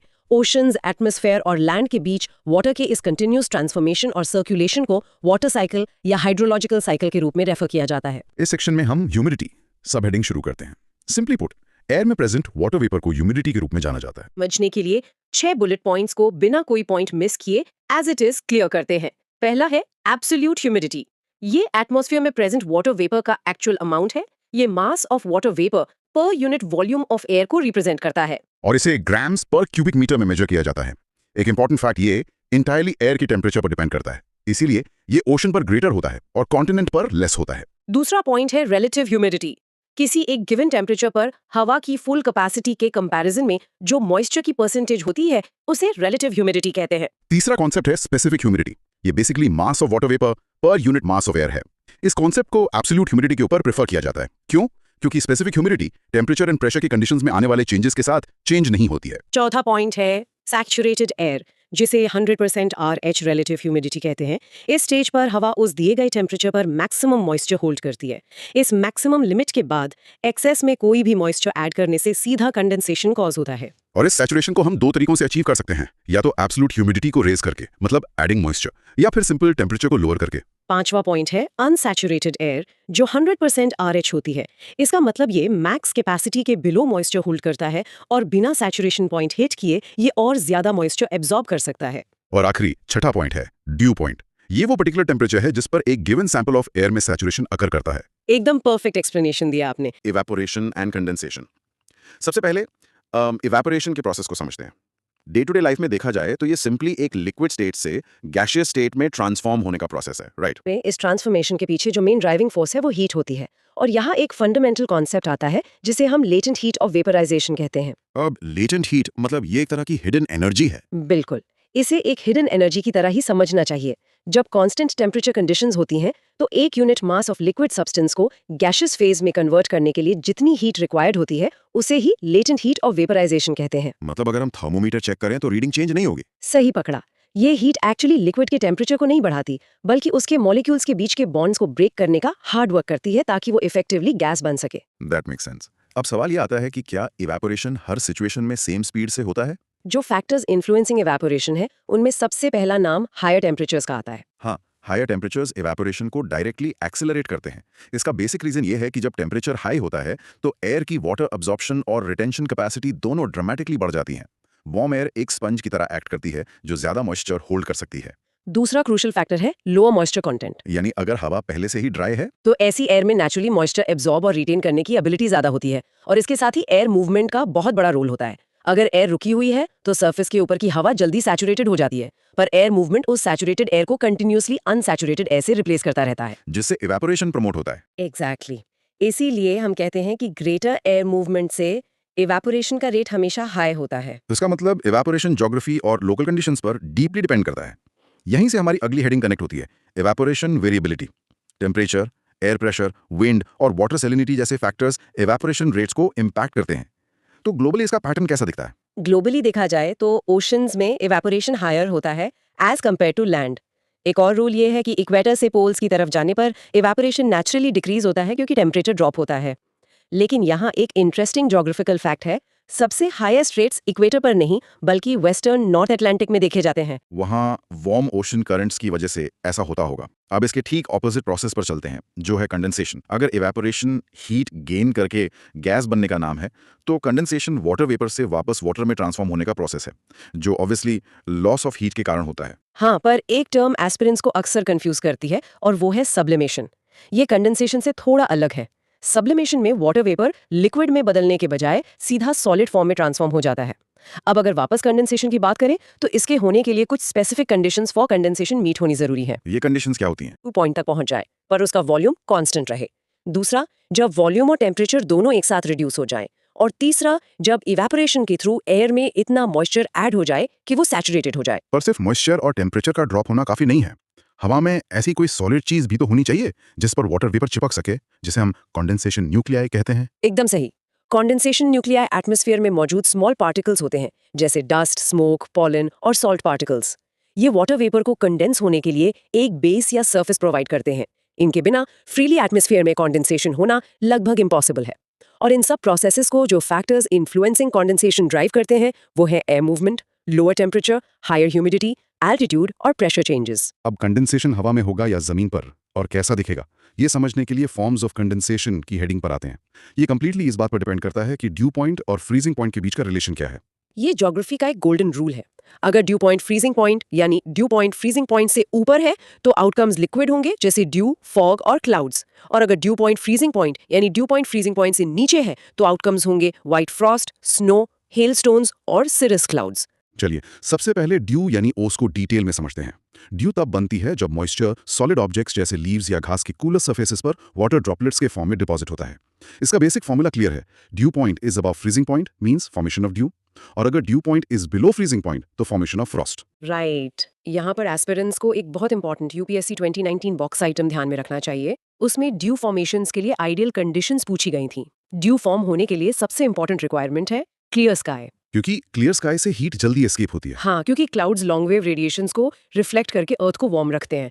क्लियर स्काई होगा तभी ग्राउंड रैपिडली ठंडा होगा। इसके अलावा काम एयर होना चाहिए ताकि प्रोसेस डिस्टर्ब ना हो। मॉइस्चर के लिए हाई रिलेटिव ह्यूमिडिटी होनी चाहिए और कूलिंग के लिए कोल्ड एंड लॉन्ग नाइट होनी चाहिए। और अगर यही सारी कंडीशन सेम रहें, बस एयर टेम्परेचर फ्रीजिंग पॉइंट या उसकी नीचे चला जाए, तो मॉइस्चर वाटर ड्रॉपलेट्स बनने के बजाय सीधा आइस क्रिस्टल्स बन जाता है, जिसे व्हाइट फ्रॉस्ट कहते हैं। बिल्कुल, व्हाइट फ्रॉस्ट की आइडियल कंडीशंस ड्यू जैसी ही है, बस टेम्परेचर एट और बिलो फ्रीजिंग पॉइंट होना चाहिए। ग्राउंड लेवल की बात हो गई, अब उन फॉर्म्स पर आते हैं जो हवा में लटकते हैं। अगली हेडिंग है fog, mist, hedge and smog. सबसे पहले फॉग की बात करते हैं। फॉग बेसिकली क्लाउड ही है जो अर्थ सरफेस के पास बनता है, राइट? सही कहा। जब एयर मास का टेम्परेचर अचानक ड्रॉप होता है तो डस्ट पार्टिकल्स पर कॉन्डेंसेशन स्टार्ट हो जाता है। फॉग उन एरियाज में ज्यादा प्रेवलेंट है जहां वार्म करंट्स और कोल्ड करंट्स आपस में मिलते हैं। एक और फैक्ट है कि फॉग मिस्ट से ड्रायर होता है। फॉग के लिए आइडियल कंडीशंस है हाई ह्यूमिडिटी, ड्यू पॉइंट तक टेम्परेचर का ड्रॉप होना और कॉन्डेंसेशन न्यूक्लियाई की प्रेजेंस। इसके 4 टाइप्स ऑफ फॉग भी होते हैं। पहला है कूलिंग फॉग्स, जिसमें रेडिएशन फॉग आता है जो नाइट कूलिंग से बनता है। हाँ, और दूसरा है एडवेक्शन फॉग, जो तब बनता है जब वार्म एयर किसी कोल्ड सरफेस के ऊपर से गुजरती है। तीसरा है अपस्लोप फॉग, जो ओरोग्राफिक लिफ्टिंग से बनता है, यानी पहाड़ के ऊपर हवा के चढ़ने से। और चौथा है इवेपोरेशन फॉग्स, जिसमें स्टीम फॉग आता है। ये टिपिकली वार्म वाटर बॉडीज या लेक्स के ऊपर बनता है जब कोल्ड एयर उसके ऊपर से पास होती है। फॉग के बाद आती है मिस्ट। मिस्ट में यूजुअली 75% ह्यूमिडिटी होती है, इसमें फॉग से ज्यादा मॉइस्चर होता है। ये शॉर्ट लिव्ड होती है और माउंटेन्स पर बहुत कॉमन है। वहीं दूसरी तरफ हेज बिल्कुल अलग है। हेज में रिड्यूस्ड विजिबिलिटी तो होती है, पर इसमें 75% ह्यूमिडिटी होती है। इसका रीजन अनइवन लाइट रिफ्रैक्शन और इंडस्ट्रियल पार्टिकल्स होते हैं, ना कि मॉइस्चर। और जब स्मोक और फॉग आपस में मिल जाते हैं तो स्मॉग बनता है। ये अर्बन और इंडस्ट्रियल एयर पोल्यूशन का नतीजा है, जिसका कलर ग्रेश या ब्राउनिश हेजी होता है। स्मॉग एक सीरियस इशू है। इसके 3 टाइप्स होते हैं। पहला क्लासिकल स्मॉग, जिसे लंदन स्मॉग भी कहते हैं। ये कोल कंबशन के कारण बनता है, जिसमें हाई सल्फर डाइऑक्साइड और पार्टिकुलेट मैटर होता है।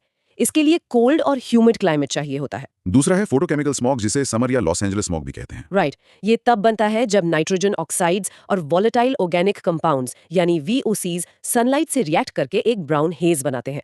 इस प्रोसेस में सेकेंडरी पोल्यूटेंट्स जनरेट होते हैं, जैसे ओजोन, PAN और एल्डिहाइड्स। और तीसरा टाइप है VOG यानी वोल्केनिक स्मॉग। ये वोल्केनिक इरप्शन से निकलती SO2 गैस और एरोसोल्स का हेजी मिक्सचर होता है। जमीन और लोअर एटमॉस्फेयर के फिनोमेना कवर हो गए। अब अगली हेडिंग पर चलते हैं, क्लाउड्स, यानी classification and types of clouds. अगर टेक्निकली डिफाइन करें तो क्लाउड्स स्मॉल वाटर ड्रॉपलेट्स या टाइनी आइस क्रिस्टल्स का एक कलेक्शन है, जिनका साइज अराउंड 0.02 मिलीमीटर्स होता है, और ये सिग्निफिकेंट एल्टीट्यूड पर कंडेंसेशन से बनते हैं। इनका एक ड्यूअल इम्पैक्ट होता है। ड्यूअल इम्पैक्ट कैसे? देखिए, एक तरफ ये कूलिंग करते हैं आने वाली सनलाइट को रिफ्लेक्ट करके, और दूसरी तरफ ये वार्मिंग भी करते हैं अर्थ की हीट को ट्रैप करके। अब इनके टाइप्स ऑफ क्लाउड्स पर आते हैं। चार्ट के हिसाब से सबसे ऊंचाई पर होते हैं सिरस क्लाउड्स। हाँ, सिरस क्लाउड्स थिन, सेपरेट, डेलिकेट और फेदर लाइक अपीयरेंस वाले होते हैं। ये 8000 से 12000 मीटर्स की हाइट पर होते हैं, और ऊंचाई की वजह से ये हमेशा व्हाइट और प्योर आइस क्रिस्टल से बने होते हैं। इसके बाद है nimbus clouds. Nimbus intermediate altitudes पर या सरफेस के बहुत क्लोज होते हैं। इनका कोई स्पेसिफिक शेप नहीं होता। ये डार्क ब्लैक या डीप ग्रे होते हैं। ये एक्सेप्शनली डेंस होते हैं और इनकी सन ब्लॉकिंग ओपेसिटी बहुत स्ट्रांग होती है। इन्हें हम shapeless masses of thick vapour कह सकते हैं। तीसरे हैं स्ट्रेटस क्लाउड्स। ये एक्सटेंसिव और लेयर्ड क्लाउड्स होते हैं जो स्काई के बड़े हिस्से को कवर करते हैं। ये लॉस ऑफ हीट या अलग-अलग एयर मासेस के मिक्सिंग से बनते हैं। और चौथे हैं क्यूमुलस क्लाउड्स। ये कॉटन वुल जैसे दिखते हैं और इनका फ्लैट बेस होता है। ये 4000 से 7000 मीटर्स की हाइट पर डेवलप होते हैं और प्योर स्काई को कवर करने के बजाय पैचेस में एग्जिस्ट करते हैं। इन्हीं प्राइमरी फॉर्म से कॉम्बिनेशंस बनते हैं। जैसे हाई क्लाउड्स में आते हैं सिरस, सिरोस्ट्रेटस, सिरोक्यूमियस। मिडिल क्लाउड्स में आते हैं ऑल्टोस्ट्रेटस और ऑल्टोक्यूमुलस।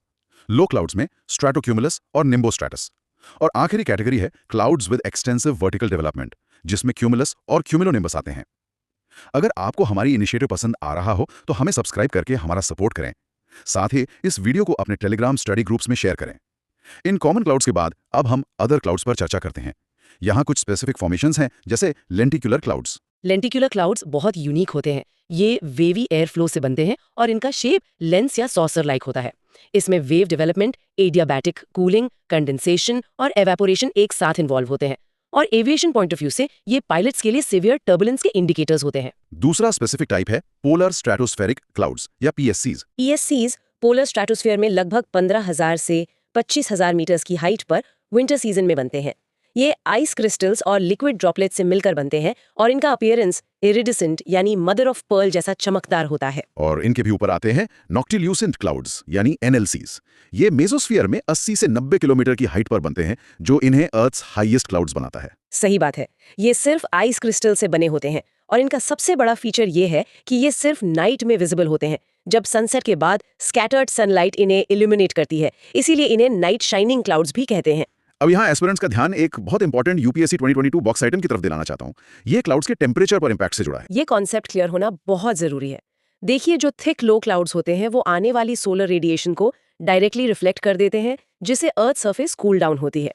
लेकिन जो हाई थिन क्लाउड्स होते हैं वो आने वाली सोलर रेडिएशन को ट्रांसमिट करके आने देते हैं, लेकिन जो आउटगोइंग इंफ्रारेड हीट अर्थ से निकल रही होती है उसे रिटेन करके वापस डाउनवर्ड रिफ्लेक्ट कर देते हैं, जिससे अर्थ सरफेस वार्म होती है। इस डिटेल के बाद अगली हेडिंग की तरफ बढ़ते हैं, प्रेसिपिटेशन। आसान शब्दों में वाटर वेपर के कंडेंसेशन के बाद एटमॉस्फेयर से मॉइस्चर का रिलीज होना ही प्रेसिपिटेशन है। बिल्कुल। और इसके कई फॉर्म्स ऑफ प्रेसिपिटेशन होते हैं। सबसे कॉमन है रेनफॉल, जो सिंपली लिक्विड वाटर के फॉर्म में अर्थ पर गिरती है। अगर टेम्परेचर बिलो फ्रीजिंग पॉइंट चला जाए तो बारिश फाइन स्नोफ्लेक्स के फॉर्म में गिरती है, जिसे हम स्नोफॉल कहते हैं। पर एस्पिरेंट्स को स्लीट और हेलस्टोन्स में कंफ्यूजन होता है। स्लीट क्या है? स्लीट, फ्रोजन रेन ड्रॉप्स या रीफ्रोजन मेल्टेड स्नो वाटर को कहते हैं। ये स्पेसिफिक कंडीशन में होता है जब ग्राउंड के ठीक ऊपर एक सब फ्रीजिंग लेयर हो और उस सब फ्रीजिंग लेयर के ऊपर अबव फ्रीजिंग पॉइंट वाली एयर की लेयर हो। तो जब पानी ठंडी लेयर से गुजरता है वो रीफ्रीज हो जाता है। और इमेज में दिखाए गए हेलस्टोन्स यानी ओले कैसे बनते हैं? हेलस्टोन्स तब बनते हैं जब रेन वाटर ड्रॉपलेट्स स्ट्रॉन्ग अपड्राफ्ट्स की वजह से बादलों के कोल्डर लेयर से बार बार गुजरते हैं और सॉलिडिफाई होकर small rounded pieces of ice बन जाते हैं। इन बार बार के चक्कर की वजह से हेलस्टोन्स में multiple concentric layers of ice बन जाती हैं, जैसे प्याज में होती हैं। इमेज में forms like rain, snow, slit, hello और ग्रेपिल दिए हैं। इसमें फ्रीजिंग रेन और विर्गा का क्या कॉन्सेप्ट है? फ्रीजिंग रेन अनड्रिजल्स या लाइट रेन्स को कहते हैं, जिनका टेम्परेचर 0 डिग्री सेंटीग्रेड के नीचे होता है, पर वो लिक्विड ही रहती हैं। जैसे ही वो किसी ग्राउंड ऑब्जेक्ट से टकराती हैं, तुरंत फ्रीज हो जाती हैं। वहीं विर्गा एक ऐसा फिनोमेनॉन है जिसमें रेन ड्रॉप्स बादलों से गिरती तो हैं, पर ड्राई एयर से टकराने के कारण अर्थ पर पहुंचने से पहले ही हवा में इवेपोरेट हो जाती हैं। और आखिर में बचा ग्लोबल। ग्रॉपिल तब फॉर्म होता है जब सुपर कोल्ड वाटर ड्रॉपलेट्स जो 0 डिग्री सेंटीग्रेड से नीचे भी लिक्विड रहती हैं, वो किसी स्नोफ्लेक के सरफेस से कांटेक्ट में आकर फ्रीज हो जाती हैं, जिससे एक सॉफ्ट आइस पेलेट बनता है। प्रेसिपिटेशन समझने के बाद अब टाइप्स ऑफ रेनफॉल को डिस्कस करते हैं। दिए गए डायग्राम्स के रेफरेंस में इन्हें 3 टाइप्स में बांटा गया है। पहला है कन्वेक्शनल रेनफॉल। कन्वेक्शनल रेनफॉल में जब सरफेस बहुत गर्म होता है तो वार्म एयर कन्वेक्शन करंट्स के फॉर्म में राइज होती है। ऊपर जाने पर वो एयर एक्सपैंड और कूल होती है। इस कूलिंग से कंडेंसेशन होता है और क्यूमुलस क्लाउड्स बनते हैं। ये रेनफॉल समर सीजन या दिन के वार्मर आवर्स में प्रेवलेंट होती है। ये प्राइमरीली किन रीजन्स में होती है? ये इक्वेटोरियल रीजन्स और कॉन्टिनेंट्स के इनर रीजन्स, खास तौर पे नॉर्दर्न हेमिस्फीयर में बहुत कॉमन है। इसमें हैवी रेनफॉल के साथ थंडर और लाइटनिंग होती है, लेकिन इसकी ड्यूरेशन बहुत शॉर्ट होती है। दूसरा टाइप है ओरोग्राफिक रेनफॉल, जिसे रिलीफ रेनफॉल भी कहते हैं। इस मैकेनिज्म में जब मॉइस्चर सैचुरेटेड एयर मास किसी माउंटेन से टकराता है तो उसे पहाड़ के स्लोप पर ऊपर उठना पड़ता है। इस अपवर्ड मूवमेंट से एडियाबैटिक एक्सपेंशन और कूलिंग होती है, जिससे कंडेंसेशन और प्रेसिपिटेशन होता है। इसीलिए माउंटेन के विंडवर्ड स्लोप्स पर हैवी बारिश होती है। और माउंटेन के दूसरी तरफ, जिसे लीवर्ड साइड कहते हैं, वहां ड्राई कंडीशंस क्यों बनती हैं? क्योंकि जब हवा लीवर्ड साइड या रेन शैडो एरिया में नीचे उतरती है तो कंप्रेस होने से एडियाबेटिक हीटिंग होती है। इस हीटिंग से हवा की मॉइस्चर एब्जॉर्प्शन कैपेसिटी बढ़ जाती है और बारिश नहीं होती। इसीलिए विंडवर्ड पर बारिश और लीवर्ड पर ड्राई कंडीशंस बनती हैं। तीसरा टाइप है साइक्लोनिक रेनफॉल। ये जनरली वेदर फ्रंट्स और साइक्लोन से जुड़ा होता है। हाँ, इसमें ट्रॉपिकल और एक्स्ट्रा ट्रॉपिकल साइक्लोनिक रेन दोनों इंक्लूड होते हैं। जब वार्म और लाइटर एयर कोल्ड एयर मास के ऊपर फोर्स की जाती है तो उनके मिलने की जगह यानी फ्रंट पर बारिश होती है। इस डीप डाइव के लास्ट सेगमेंट पर आते हैं, जहां हम वर्ल्ड डिस्ट्रीब्यूशन ऑफ रेनफॉल और रेनफॉल रीजन्स की बात करेंगे। एक ब्रॉड पैटर्न देखा जाए तो रेनफॉल इक्वेटर से पोल्स की तरफ स्टडीली डिमिनिश होती है। बिल्कुल, और इक्वेटर के पास जो इक्वेटोरियल रीजन्स हैं वहां कंसिस्टेंट ईयर राउंड रेनफॉल देखी जाती है। एक और पॉइंट यह है कि ग्लोबली कोस्टल एरियाज में इनलैंड रीजन्स की तुलना में ज्यादा बारिश होती है, क्योंकि मॉइस्चर की डायरेक्ट सप्लाई होती है। अगर लैटिट्यूड्स को देखें तो 35 डिग्री और 40 डिग्री एनएस लैटिट्यूड्स के बीच क्या ट्रेंड है? उन लैटिट्यूड्स पर ईस्टर्ली विंड्स चलती हैं, इसीलिए कॉन्टिनेंट्स के ईस्टर्न कोस्ट पर हैवियर रेनफॉल होती है, और जैसे जैसे हवा वेस्ट की तरफ बढ़ती है रेनफॉल वेस्टवर्ड डिक्रीज होती जाती है। और 45 डिग्री और 65 डिग्री एनएस लैटिट्यूड्स के बीच वहां वेस्टर्ली विंड्स का डोमिनेंस होता है, इसीलिए वहां हवाएं सबसे पहले वेस्टर्न कॉन्टिनेंटल मार्जिन्स पर बारिश लाती है और पैटर्न ईस्टवर्ड डिक्रीज होता है। इन्हीं क्लाइमेटिक वेरिएशंस पर बेस करके पूरी दुनिया को 4 रेनफॉल रीजन्स में डिवाइड किया गया है। पहला है हैवी रेनफॉल रीजन, जहां एनुअल बारिश 200 सेंटीमीटर से ज्यादा होती है। इस कैटेगरी में equatorial region, coastal monsoon region और कोस्टल माउंटेन्स के विंडवर्ड साइड आते हैं। दूसरी कैटेगरी है मॉडरेट रेनफॉल, जहां 100 से 200 सेंटीमीटर बारिश होती है। इसमें हैवी रेनफॉल के एडजेसेंट एरियाज और वार्म टेम्परेट रीजन के कोस्टल रीजन्स शामिल हैं। तीसरा क्लासिफिकेशन इनएडिक्वेट रेनफॉल का है, जहां सिर्फ 50 से 100 सेंटीमीटर बारिश होती है। ये टेम्परेट रीजन्स में कॉन्टिनेंट्स के ईस्टर्न पार्ट और ट्रॉपिकल रीजन्स में कॉन्टिनेंट्स के इंटीरियर हिस्सों में पाई जाती है। कम बारिश होती है। इसमें रेन शैडो रीजन्स और ट्रॉपिकल रीजन्स में कॉन्टिनेंट्स के वेस्टर्न पार्ट शामिल है। आखिर में PW+ बॉक्स की एक बहुत रेलेवेंट केस स्टडी देखते हैं, डे जीरो क्राइसिस। ये क्लियर एग्जांपल है कि रेनफॉल के पैटर्न ग्लोबली शिफ्ट हो रहे हैं। ये एक अलार्मिंग सिचुएशन है। देखिए, ग्लोबल वार्मिंग की वजह से मिड लैटिट्यूड वेस्टर्लीज दोनों हेमिस्फीयर्स में ध्रुवों की तरफ यानी पोलवर्ड पुश हो रही हैं। इसका रिजल्ट ये हो रहा है कि केप टाउन साउथ अफ्रीका में और सदर्न ऑस्ट्रेलिया में, जहां मेडिटेरेनियन टाइप क्लाइमेट्स हैं, वहां अब विंटर फ्रंटल सिस्टम्स काम आ रहे हैं। जिसका मतलब है कि उन रीजन्स में बारिश घट गई है। एग्जैक्टली। मेडिटेरेनियन क्लाइमेट्स में वेस्टर्लीज की वजह से विंटर्स में ही मेनली बारिश होती है, पर विंड शिफ्ट से इस बारिश में सडन कमी आई है, जिससे वाटर स्ट्रेस बहुत ज्यादा इंटेंसिफाई हो गया है और डे जीरो क्राइसिस जैसा ड्रामेटिक वाटर शॉर्टेज सिनेरियो बन गया है। सोचिए कि कैसे एक छोटे से कंडेंसेशन न्यूक्लियाई से लेकर ग्लोबल वार्मिंग के कारण वेस्टर्लीज के शिफ्ट होने तक सब कुछ आपस में जुड़ा हुआ है। अगली बार जब आप आसमान में बादलों को देखें तो सोचिएगा कि वो सिर्फ मौसम नहीं बल्कि हमारी पूरी पृथ्वी की क्लाइमेट मशीन का एक हिस्सा है। That's it for today. आज के लिए बस इतना ही। अगर कॉन्सेप्ट क्लियर हुआ हो, stay connected for the next topic. Consistency ही यूपीएससी प्रिपरेशन का रियल गेम है। Keep learning, keep revising. मिलते हैं नेक्स्ट टॉपिक में। UPSC civil 360 signing off. जय हिंद।